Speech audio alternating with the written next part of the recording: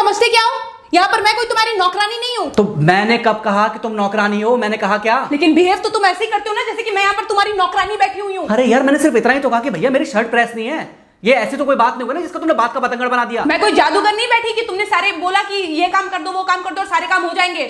मैंने कब कहा कि तुम जादूगर हो? मैंने ऐसा कहा? बोलने की जरूरत नहीं होती है ना, तुम्हारी हरकतें बता देती हैं। अनु ये कर दो, अनु वो कर दो, मेरा खाना बना क्या, मेरे कपड़े हुए क्या।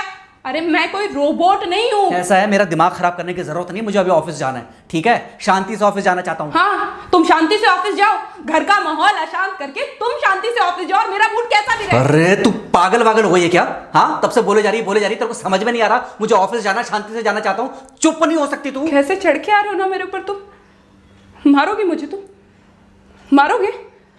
मारो ना, मारो मुझे। तो मेरे को ना बेफजूल प्रोवोक करने की कोशिश मत कर, मेरा हाथ उठ जाएगा तुझ पर। हाथ क्यों उठ जाएगा? तुम्हारा हाथ तो उठ गया। मारो मुझे, मारो मुझे, मारो।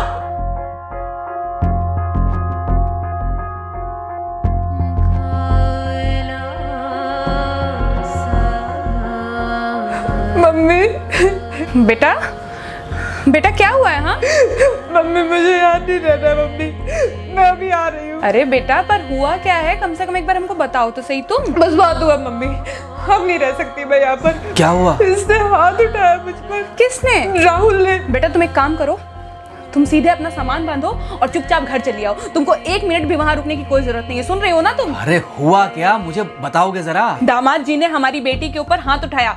कल को तो वो मेरी बेटी को जान से मार डालेगा। अरे एक मिनट रुको यार, तुम मुझे फोन दो जरा। हाँ बेटा, क्या हुआ? राहुल ने हाथ उठाया मुझ पर पापा। हाथ उठाया मतलब मारा? नहीं, लेकिन हाथ उठाया मेरे ऊपर। मतलब मारा नहीं? नहीं, लेकिन शाम को तो आकर मार सकता है ना मुझे वो गुस्से में था? हाँ बहुत। बेटा तुम तो शांत थी ना, तुम तो गुस्से में नहीं थी ना? नहीं, मैंने भी गुस्से में बहुत सुनाया। तो अब क्या चाहती हो? मुझे नहीं रहना पापा, मैं घर आ रही हूँ। ठीक है बेटा, घर आ जाओ, लेकिन दोबारा जाओगी तो नहीं?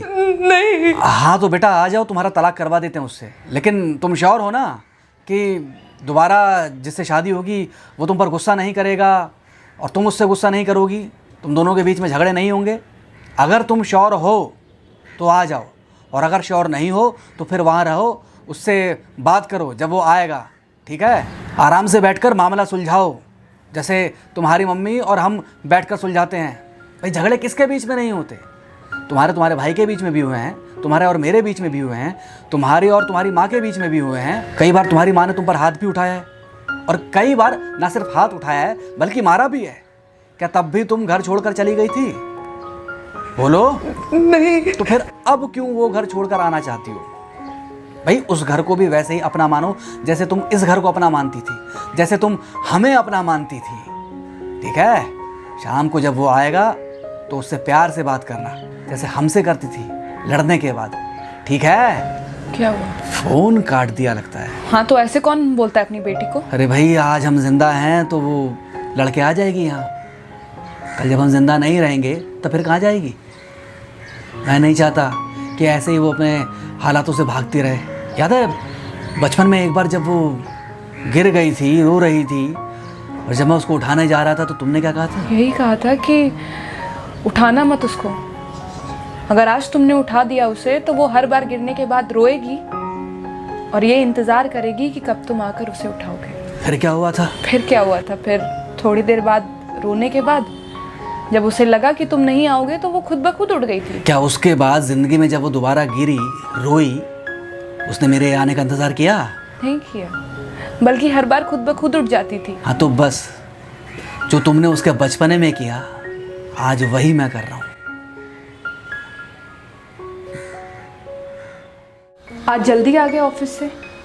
हाँ एक्चुअली ऑफिस में कोई बहुत ज़्यादा काम था नहीं तो इसलिए। पानी लेकर आऊँ? नहीं कोई बात नहीं, सॉरी मैं सुबह थोड़ा ज़्यादा ही हाइपर हो गया था। सॉरी, मैं भी गुस्से में कुछ ज़्यादा ही बोल गई थी। एक्चुअली मुझे समझना चाहिए कि तुम दिन भर इतना काम करती हो तो मुझे भी समझना चाहिए कि तुम भी बाहर रहते हो, इतनी सारी परेशानियां होती होंगी। आगे से तुमको शिकायत का मौका नहीं दूंगा। तुम कहाँ शिकायत का मौका देते हो?